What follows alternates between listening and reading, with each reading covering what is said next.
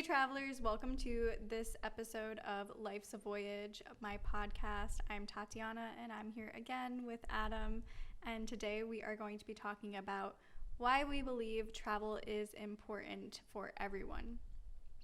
Hi Adam. Hi, thanks for having me once again. I'm super excited to be here. You're too funny. Okay, so I just want to jump into it today and talk about why we think travel is important.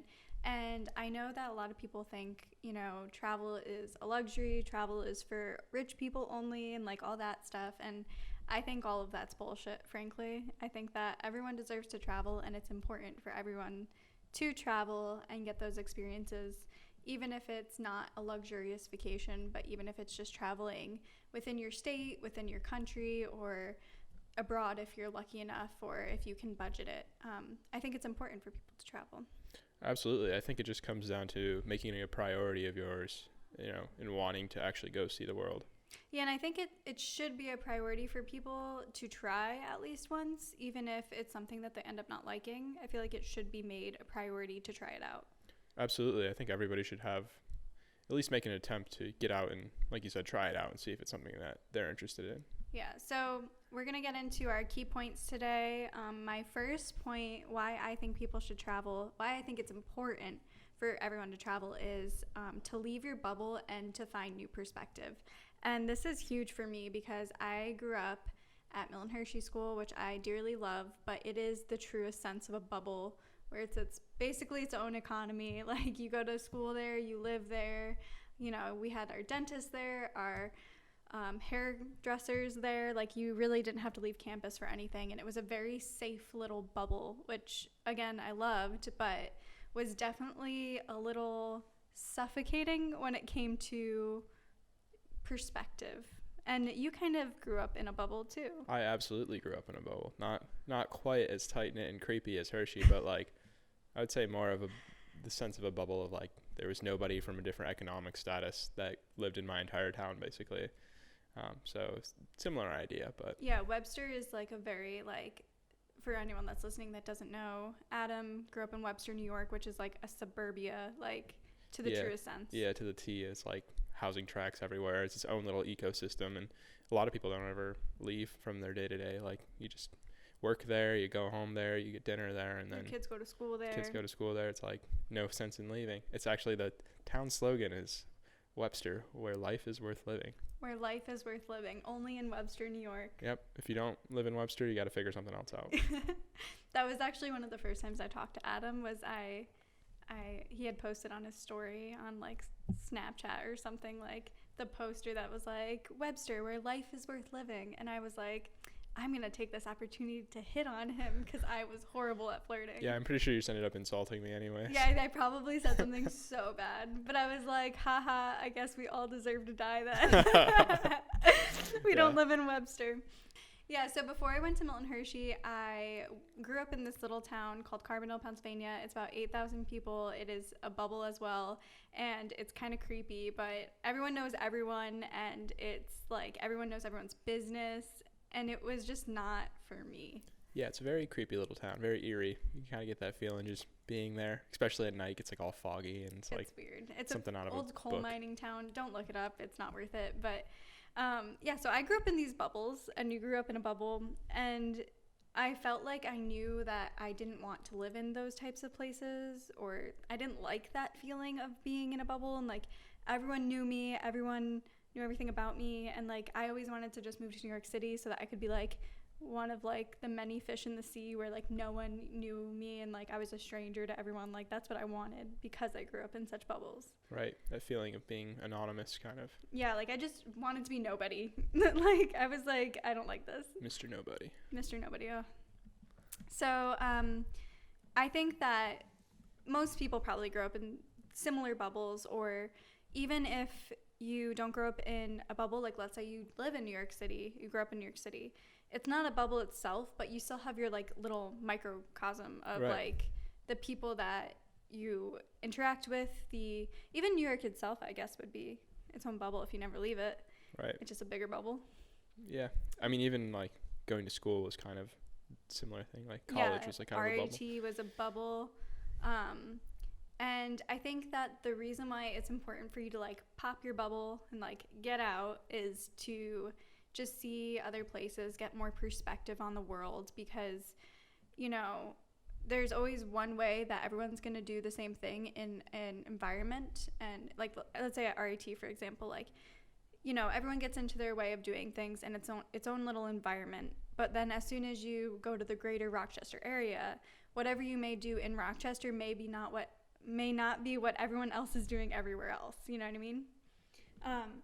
Excuse me. So I think that it just helps you grow perspective on the way other people do things, and the fact that, you know, maybe what you do is right or wrong or neither, but it's important to see how other people do things so you can be more understanding and more kind and kind of just more forgiving, because people may act a certain way or do things a certain way, and it's because that's the way things are in their bubble, and like that's their perspective. And if you invade their bubble, or they come into your bubble and you're doing something a certain way and they find it rude or offensive, or, you know, a lot of conflict comes from that because like people do things a certain way. And if you just know that they're doing it because that's the way they're used to doing it, or they say things because that's what you say wherever they're from, it can avoid a lot of conflict, because you can just be like, oh, well, that's what they do where they're from, and like that's okay. But like here we do this, so I'm going to understand and excuse maybe something that's not really rude, but like may seem slightly rude. Does that make sense? Yeah, I think like what you're getting at is that it's just important to realize that we all live very different lives. So yeah, for sure. I want to touch on that a little bit more later in the podcast. But yeah, I think that just getting out of your bubble and traveling is important so that you can just see how other people do things and their perspective on the world. From a class perspective, it could be economically, like people act a certain way because they do or don't have money, you know, like taking public transportation versus in Webster, you get driven everywhere. Like there really is no public transportation because people can afford cars and all of the expenses that come with that, you know? So kind of stuff like that. And I think that that's the biggest takeaway that I think people need from traveling. Like that's the most important reason why travel is important, is just to understand the way things are and to get out of your bubble and to see the rest of the world for what it is. Yeah. And kind of be an observer and just take it in. Yeah, definitely you can learn a lot about both how other people live, but also you can learn a lot about yourself that way. For sure. So my second point that I want to talk about of why I think travel is important is because it's cool. I think that we should really learn to appreciate like the diversity in culture across not only the world, but like the United States, or like all these different little cultural things, like even accents, from like New York accents and the Southern accents and the food that we eat and the food they eat. Even though we're the same country in America, like our culture is different, and that's, everyone knows that, but we should appreciate that. And I feel like we should, you know, go to another country just to eat their food and see like how they prepare their food and enjoy it, and it's cool and it's different, you know? Yeah, I think that's like one of the coolest parts about living in the US is like each state is almost its own little country. Like they all have their own little cultures and subcultures. So yeah, it's like one thing to get out there and see different states, but like you said, going even further and like seeing how other countries live, it's kind of the same degree, just even further. Yeah, it's just the exaggeratedness, or the I don't know the word I'm looking for, but like the value of difference kind of thing, you know, how much more different it is. Yeah, definitely. And then also like same could be said for clothing and housing and the way people live. It's so different everywhere you go, and I feel like it's just cool to see it and to experience it, respect it. I feel like you develop respect for another culture when you immerse yourself in it. And also it's just like, it's cool to go somewhere and appreciate the way someone else does something. And for example, like when people come to visit us in Rochester and I'm like, oh, look at this waterfall. Oh, look at the Kodak Tower. Like, this is the history behind Rochester. Or same with Hershey. When I bring you to Hershey, like, this is Hershey, and like Milton Hershey made this whole town, and like, here's the history, and like, we eat chocolate here and stuff like that. Like, it's cool to have people come visit places and respect and learn about where you're from and vice versa. And again, that comes back to like just learning and seeing other point of views and stuff like that. But basically just to experience it and be like, wow, this is cool. Yeah, just appreciate it. Yeah, and I think that's important because, you know, most people don't ever see other cultures, and then they don't appreciate other cultures. Right, they just seem as like weird or off-putting. Yeah, and they almost really like sit on their high horse when they're like, the way we do it or the way we eat our food is the only way or whatever. But, you know, it could do them some good to just see what other people are doing. And yeah, and just understand why they do it. yeah, for sure. And then, you know, even when it comes to housing and stuff like that, the way people live in different places, like just for housing, again, like we could just take metropolitan versus like country living, right? Like public transportation and fast pace in the city and everything, and people out in the country or even out in like LA, like they don't understand that, right? And it's like this huge like stereotype that New Yorkers are always running everywhere and like they're always busy and they never rest. And then like LA, like the West Coast, best coast, like where it's so chill and everything.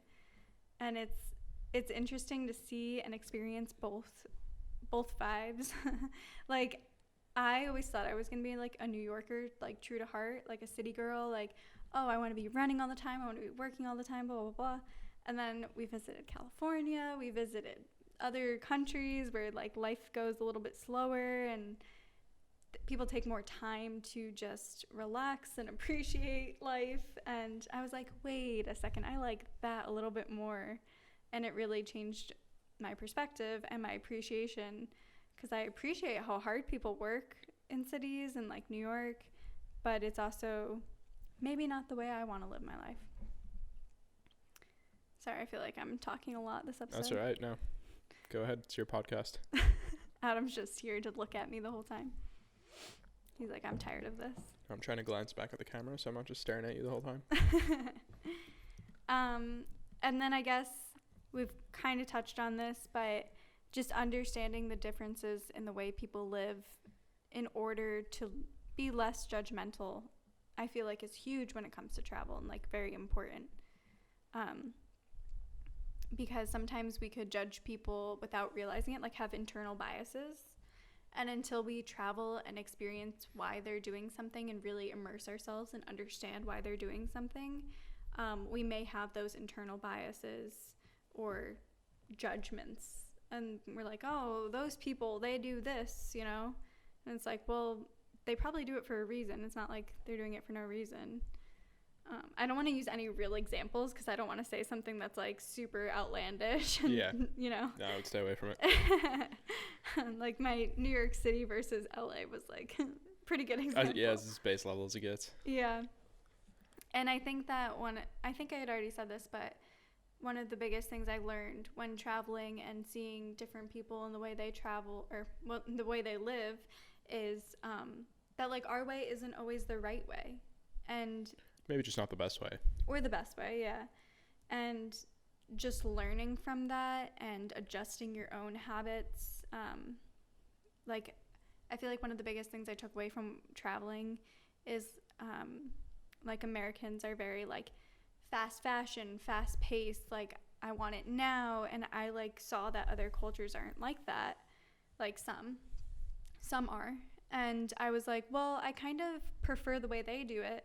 So I'm going to live that life even though my society doesn't necessarily also live that life. So what we're taught growing up isn't necessarily what we have to do.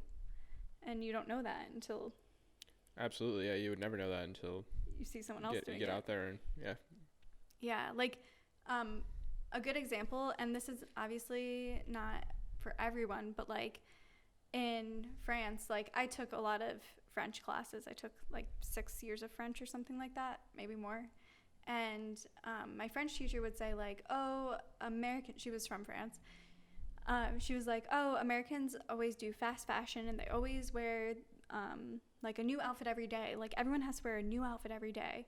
And of course, I'm sure there's French people that are that way as well, but they value the quality of their clothing over the quantity of their clothing.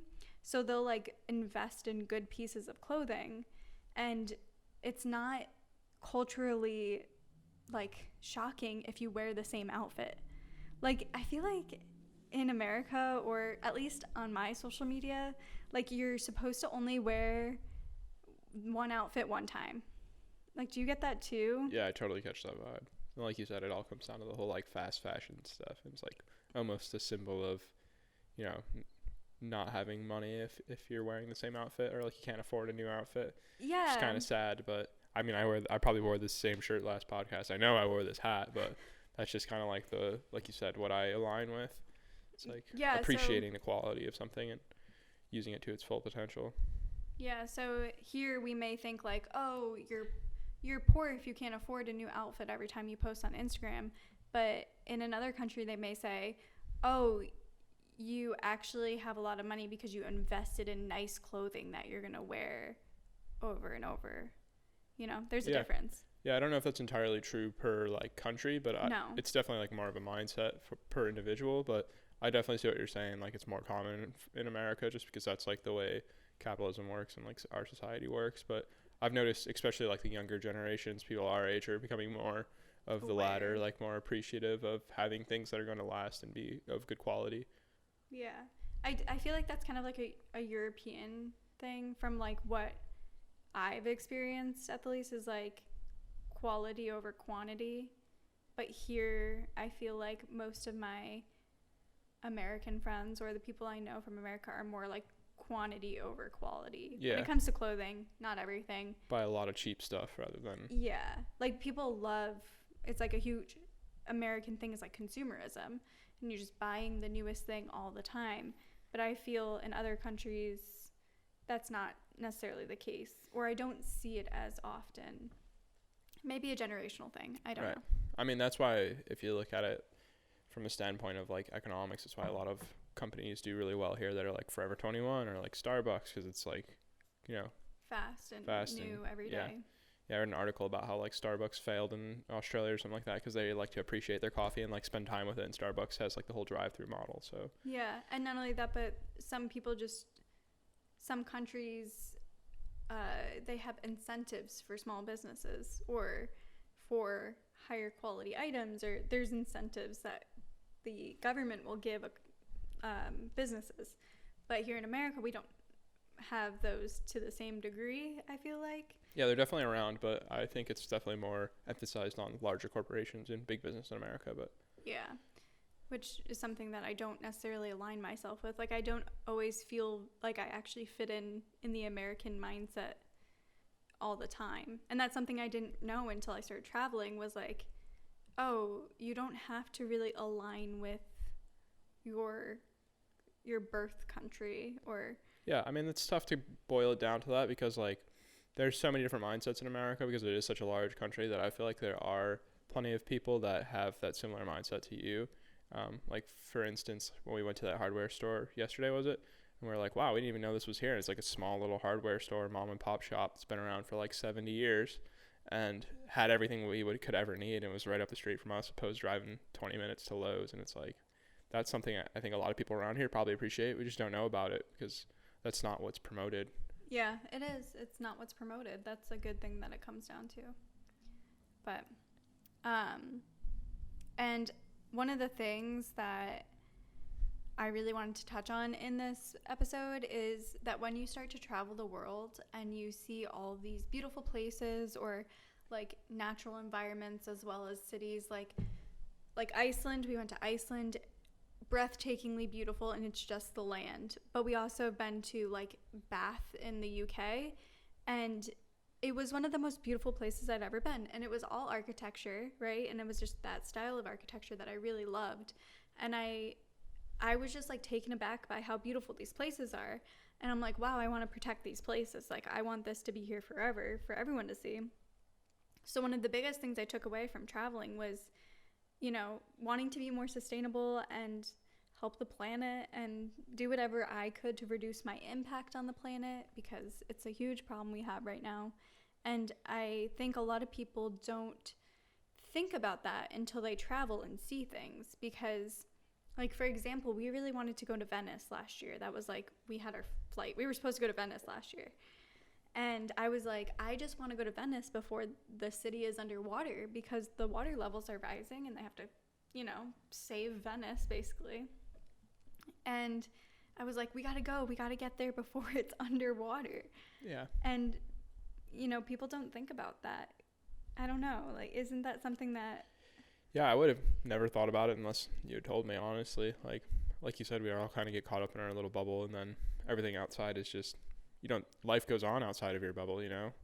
So things that are there today might not be there tomorrow, so it's important to appreciate them today. Yeah, when you and can. maybe the lifestyle that you have at home might not be the most sustainable. Maybe you don't recycle, or maybe you don't use a reusable water bottle every day, so you're just throwing out water bottles every day. And then you go to a beautiful beach somewhere and you see all these water bottles on the beach, which is like, I hate seeing plastic on the beach, but you see it everywhere you go. And maybe that'll trip the wire in your head that's like, wow, I do this every day. Like, I throw a water bottle out every day. Maybe I shouldn't be doing that. And that, I feel like that is one of the biggest things I've taken away from travel, is like just wanting to do something. Yeah. Anything. To preserve these places. Yeah, absolutely. Yeah. And I get like super, like, obviously there's bigger problems, and whatever my little impact is on the earth is not going to make the biggest difference. But if we culturally made changes and our governments held big corporations responsible, we could make big changes to help preserve the planet. Yeah, and I'm happy to see, I feel like a lot of people, I know it's kind of getting late in the game here, but a lot of people are starting to wake up and realizing like what's going on and what's truly important in life. Yeah. I just feel like growing up, I never thought about climate change or the planet. Why would you? Nobody ever tells you about it, you know? And then I started traveling and I was like, oh my God, everywhere we go, there's, like, specifically the beach. Like, every time you go to the beach, there's trash all over the beach. And it's just so heartbreaking, because it's like, you just want to go to the beach and you want to lay on the beach and put your feet in the sand and not, like, step on a cigarette butt. You know, like, you just want to put your toes in the sand. Yeah, but it's more than that. Like, you know, it's not just about how it affects us, it's how it affects the world, you know? Yeah, for sure. But that's, like, what trips the memory or the ideas for you. Yeah, totally. It makes you want to do better because you can see it firsthand. Right, and you're hurting yourself as well as everything else, you know? And, you know, future generations, it's not necessarily that we have to save the planet, we have to save the human race, right? Like, that's, everyone always says, save the planet, but, like, the planet's gonna be here. We're not. Like, you know, if we don't take care of this planet, it's going to be inhabitable for humans. It'll still be here, though. It's not like it's just gonna combust. Yeah, I never really thought about it like that. That's a pretty good insight. It's like, we're not gonna cause the planet to melt. It's just gonna warm up so much that we die. We die, yeah. And it sounds morbid, but I always think about future generations, and it's like, our impact and what we're doing today impacts future generations. So all of my, you know, the people my age that are having kids, their children are going to see significant climate changes if we don't do something now. And it's terrifying to think what their kids, like my age, their kids, what their grandkids will be. I don't even know what the world will look like. I'll be dead. But, you know, it's just scary because we can do things now. And if you travel and you see the world, you might be inspired to do a little bit more, or to, you know, get on the bandwagon with trying to save the human race, you know? Yeah. I just hope they come up with, like, a more efficient way of traveling via plane, like, because the plane absolutely destroys the environment. So, like, I hope they figure that one out. I'm very excited about bullet trains, like these magnet trains that, like, travel at super high speeds. We need those in America. We have a huge country, and there's so much empty space in our country, like in the middle. You know, we could have a train that goes from LA to New York in like a couple hours. That would be sick. That would be so cool. And magnets aren't good nor bad for the environment, I don't believe. Don't quote me on that, but Yeah, I'd have to do more research. I would have to do research. I'm sure it has some impact on the environment, but it can't be as bad as a plane. Fossil fuels, yeah.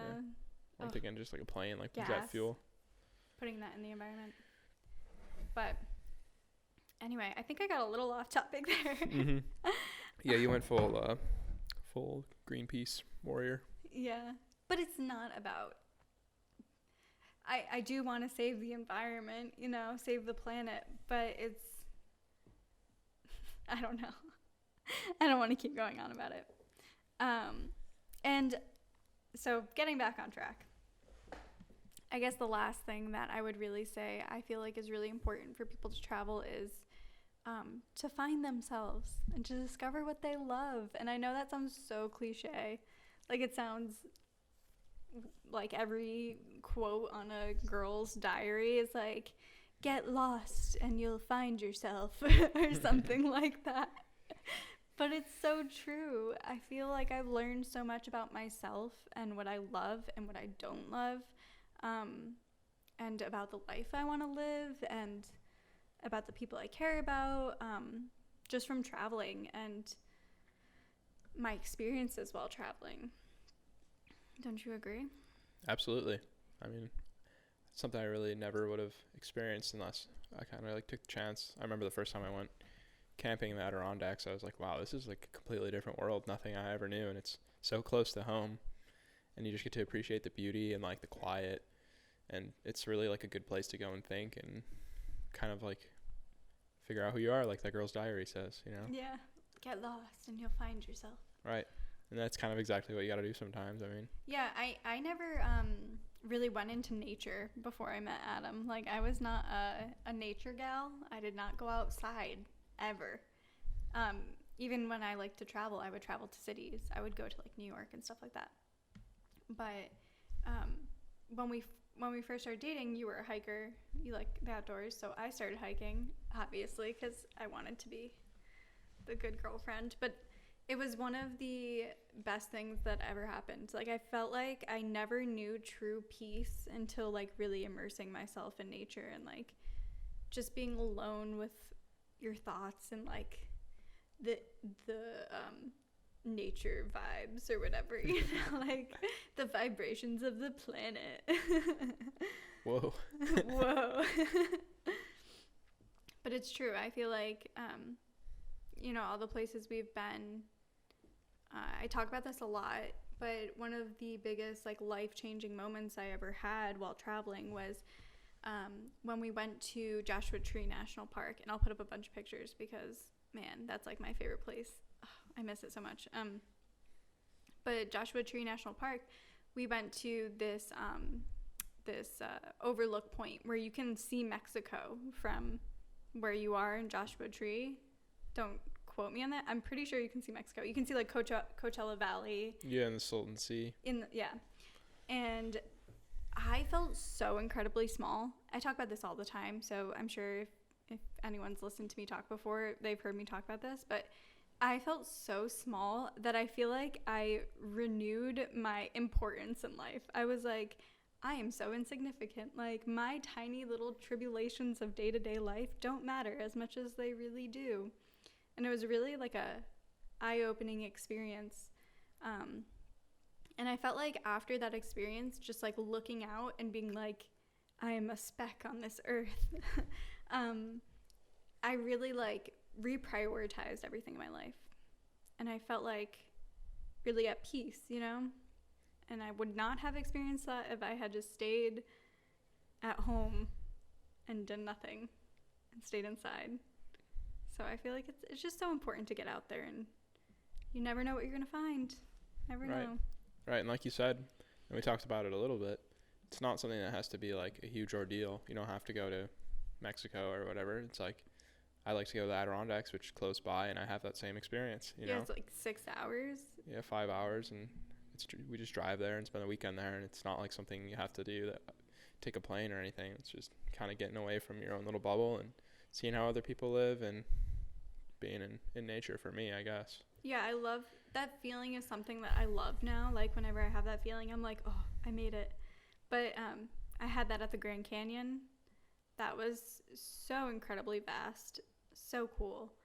Highly suggest. It is not overrated. It is so cool. Yeah, you'll probably experience something similar when you climb a high peak.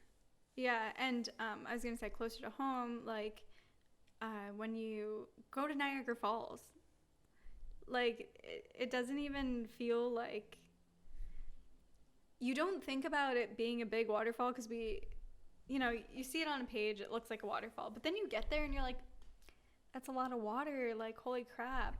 Yeah, just hearing it and like getting hit with the mist, like yeah, really understand how powerful it is. Yeah, or like going to the top floor of the Empire State Building. That's crazy. That's mind-blowing. And now there's even taller buildings in New York City. Yeah. You just like look out at everything and you're like, haha, I am so small. But yeah, I feel like travel just helps you discover yourself and changes your perspective and really helps you appreciate and understand other people and their cultures. And it's super important. And our next episode is going to be about how to find adventure and that feeling in your backyard kind of thing, like local and domestic travel, and how you don't have to travel super far to have these experiences. Like you don't have to be rich to experience these things, and you don't have to save up for years to experience these things.